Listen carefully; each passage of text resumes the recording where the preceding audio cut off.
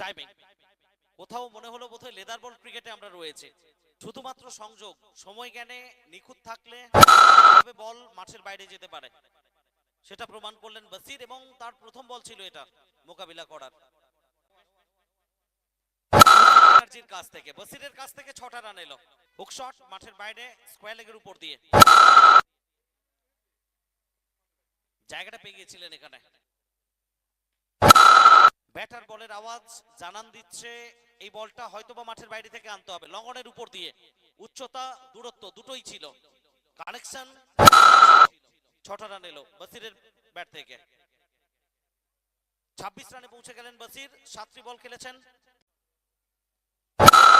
আমরা পেতে পারি, প্রাণ ফেরত আনছেন ম্যাচে বসির। পয়েন্টের উপর দিয়ে প্লেসমেন্ট টেকনিক্যালি সাউন্ড আসছে 22 গজ থেকে।